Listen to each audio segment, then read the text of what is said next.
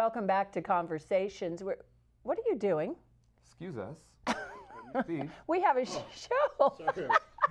The restaurant. I had reservations tonight. Oh, yes. Valentine's phoning Day. it in. So All right. sorry. All right. Thank you, Steve. Because we are talking about texting and young people kind of missing the point. And welcome back to Conversations. Thank Great you. to see you. Thanks a lot. Appreciate it.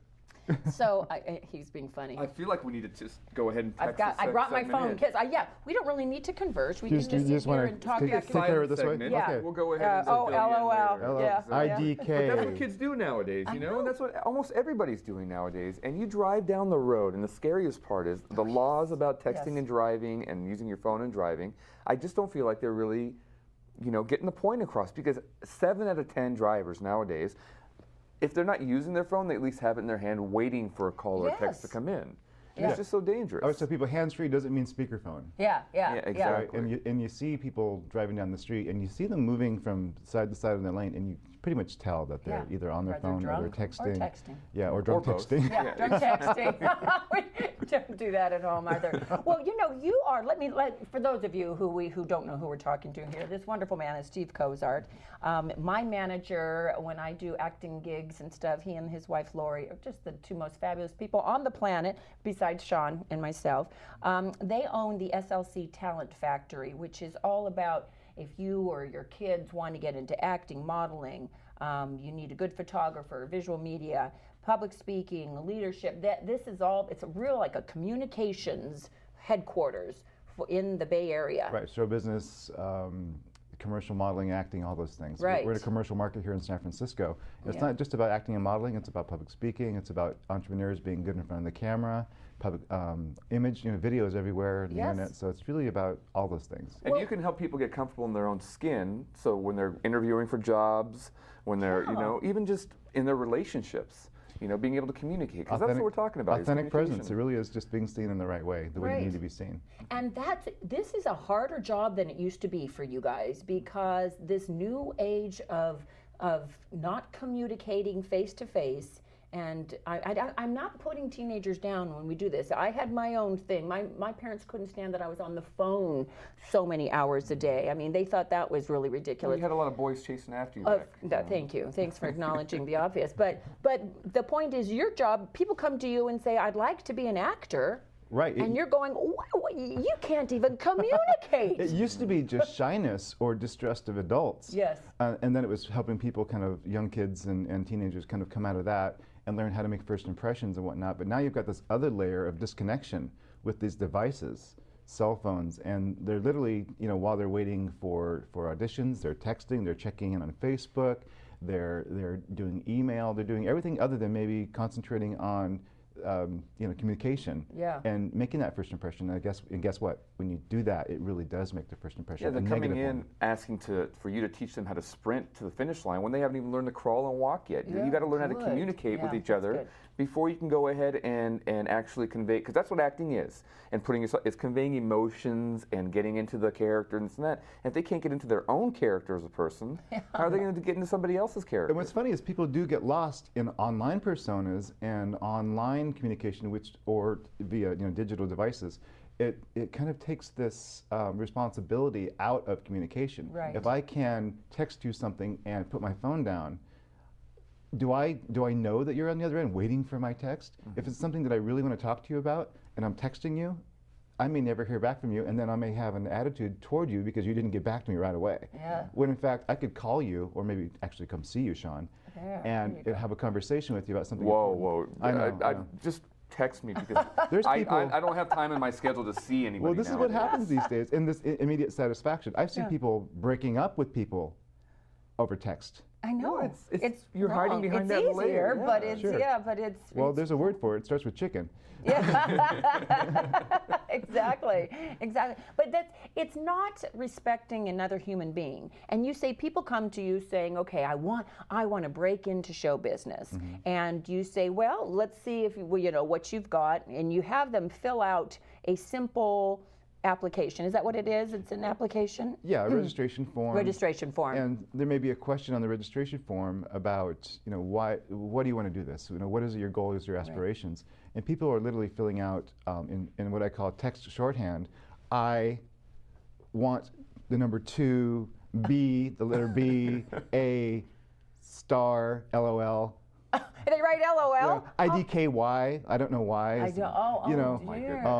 There's some, I'm having a hard time just keeping up with these acronyms that are coming out. My daughter, who is actually in her mid-20s, I see her texting me, and I'll have to say, what did those last 4 letters in a row mean? Yeah. And of course, I being At what point do we start talking like that? Because that's eventually where it's going to go. So verbal communication is going to end up being, hi, Steve, IDK, LOFMA, JKLMNOP. It's actually making its way into commercials. The Happy Cow commercials. Yeah. There's one where at the very end, the cow says BT dubs, which means by the way. Yeah. Oh, geez. So it's actually making its way into the vernacular in a comical way. Right. But you're not impressed. When you see an application like that, you think, okay, we got some work to do here. I usually think lazy. Oh, do you? Okay, so that's what's coming out. Because if you can't, even if you're texting me, I'd make an effort to, if I'm texting somebody or emailing somebody, to do it in longhand, to give them the respect and actually self-respect for myself of showing that I'm literate. Yes. Right, and that that it's a communication skill that I still have. Yes. And so if I'm seeing that from young people or from even some little kids, I know little kids that won't even look at me. They're walking into my studio and they've got their tablet and they walk right past me into the kids' acting class or something like that. It's like, hi, that's kid. So You know, They're just not present. That's the biggest problem that I have with all this. Is you're not present. You're not here. You're not today. You're not looking at me in the eyes. I was out of town this past weekend, and I was hanging out with some friends. And one of them, I shook their hand. When I first met them, I hadn't seen him in a few months, and I made the mistake of not looking him in the eye when I shook his hand. And he actually stopped me and said, "Yo, I'm right here." Eyes up here. Right here, yeah, exactly. And we're all kind of guilty of it because even adults, we use technology nowadays, and there's a great benefit to a lot of this technology, but it's just you can't get caught up in all of it. It shouldn't be instead of. It should be. It's a real great way to say, to text to somebody, running 5 minutes late. I should just have that as a standard where I can just press that as an automatic button because. Are you always late? Is that what you're about trying to 5 say? minutes, yeah, yeah. But there's nothing wrong with any of that. I don't need to get into a full conversation with people. But trying to impress, and what you're doing with kids, trying to get them to become actors, which means when you're doing impromptu stuff, that I love when we do that, by the way. But when you're doing that, you've got to have some experience in listening to another person to know what the next line is, even because it's not scripted, right? This happened last night. I teach an acting class on Wednesday nights in my studio, and I did some improv. And you know that old party game on Whose Line Is It Anyway, where Yes. people come in, they have a different quirk called Party Quirks? I did that exercise. And I found that the mature people had a much easier time at the improv and communicating and playing the game than the younger people who were really struggling with how to quickly find something in their imagination, verbalize it, and play the game in such a way that was fun for them, because I think that they were a little bit stunted. They wanted to Google their results. I think I literally had. What do I say here? What should I say when somebody somebody's says quirk this? was they were magnetic. Okay, and I'll instantly in my mind I think of all kinds of fun things. There's chairs in the room. There's all kinds of things that you can do. But somebody said, I really don't know what to do. So she started Googling the word magnetic and looking for. Really? Oh dear, really? And again, we're not disparaging the people, because No. let's talk about parents for a second. There's parents' responsibility on all yeah, this. yeah. absolutely. But there's definitely this issue with not using your imagination quickly. I was at I help companies to change technologies, their call centers, communication, how to quickly help people on a call to reduce the amount of time on service calls and technical support. And I was at this search engine company, starts with a G, and never heard of them. And I was in one of the boardrooms with this table full of 22-year-old millionaires, and everyone's sitting around the table. Yeah, Bob, did you send that report? Did you? And literally, almost everyone around the table was doing this, looking down. And I'm standing at the head of the table, waiting to be introduced, or waiting. And I said, are we going to start the meeting? Oh, it started.